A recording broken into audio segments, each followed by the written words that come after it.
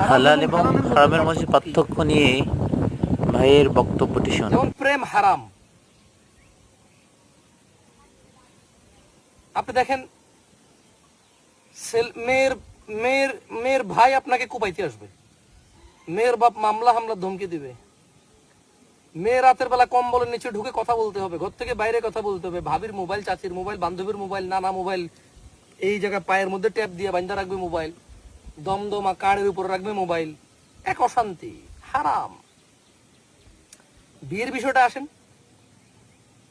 মেয়ের বাবা মা আত্মীয় স্বজন সবাই টাকা খরচ করে মানুষজন দাওয়াত দিয়ে ধুমধাম করে এলান করে ছেলে আসবে, বাড়ির সবাই উপস্থিত থাকবে, মেয়েকে সুন্দর করে সাজিয়ে গুজিয়ে দিয়ে নিজেরা ছেলের গাড়িতে তুলে দেবে, ছেলের সাথে কোলাকুলি করবে, আত্মীয় স্বজন এসে বলবে খেয়াল রাখতে।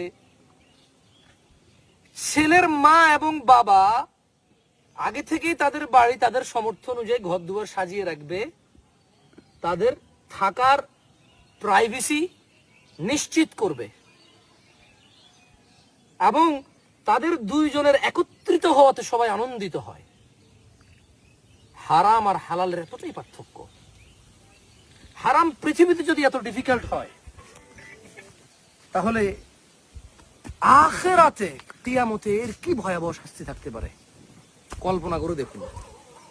আর হালাল পৃথিবীতেই যদি এত সুন্দর চমৎকার সামাজিক সাবলীল এক মানে শান্তির ব্যবস্থা হয়, তাহলে আখিরাতে এর কি সুন্দর শান্তির ব্যবস্থা থাকতে পারে ভেবে দেখুন।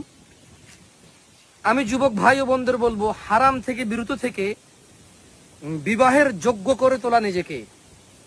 পুরুষ ছেলে নিজেকে এতটুকু যোগ্য করবে, হয় ভদ্রতা, নম্রতা, সভ্যতা, শান্তশিষ্টতা, ইবাদত, আল্লাহ ভীরুতা, যে কেউ ও বিয়ের প্রস্তাব আসলে বলবে যে ছেলে ভালো দেওয়া যায়।